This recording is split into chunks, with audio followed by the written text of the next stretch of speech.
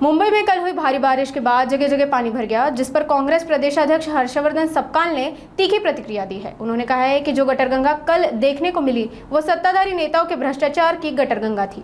मुंबई महानगरपालिका गेल्या अनेक दिवसांपासून प्रशासकाच्या म्हणजे राज्य सरकारच्या अधीनस्थ आहे आणि मोठ्या कार्यकाळापासून एकनाथ शिंदे साहेब हे नगरविकास विभागाचे मंत्री राहिलेले आहेत आणि मुख्यमंत्री देखील जे आहेत हे मुंबईच्या प्रशासनामध्ये सातत्याने त्या ठिकाणी ढवळाढवळ करत असतात। त्यांच्याच मर्जीतले अधिकारी हे त्या ठिकाणी ते पाठवत असतात आणि या सर्वांनी मिळून त्या ठिकाणी जो गोंधळ घातलाय, जो भ्रष्टाचार केलाय, त्याचा परिणाम म्हणून काल मुंबई खोळंबली होती, तुंबली होती आणि जी गटारगंगा काल बघायला मिळाली ही भ्रष्टाचाराची, सत्ताधाऱ्यांच्या भ्रष्टाचाराची गटारगंगा होती। भूमिगत मेट्रो जी आहे हा देवेंद्र फडणवीसांचा राजहट्ट आहे आणि या ठिकाणी भूमिगत मेट्रो होऊ शकत नाही अशा प्रकारे त्यांचाच विभाग सांगतो, तर दुसरीकडे ते तशा प्रकारचा हट्ट हे करतात आहे आणि त्याचा प्रयोग करून बघितला, यात कुठली हरकत नाही। मात्र सुरक्षेचे जे सर्व उपाययोजना होत्या त्या केल्या नव्हत्या आणि उद्घाटनाची जी त्यांनी घसडघाई केली होती त्याचा परिणाम काल आपल्याला बघायला मिळाला।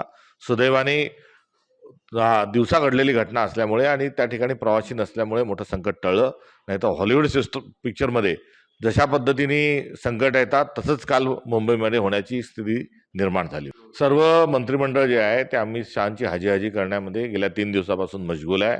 अतिवृष्टीमुळे होत असणारं नुकसान, वादळामुळे होत असणारं शेतकऱ्यांचं नुकसान, शेतमालाला भाव नसणे, पेरणी करता शेतकरी हवालदिल असणे, अशा अनेक समस्या महाराष्ट्रापुढे असताना हे सर्व जण जे आहेत ते अमित शहांच्या दौऱ्यात हाजी करण्याकरता गेलेले आहेत। हे दुर्दैव आहे।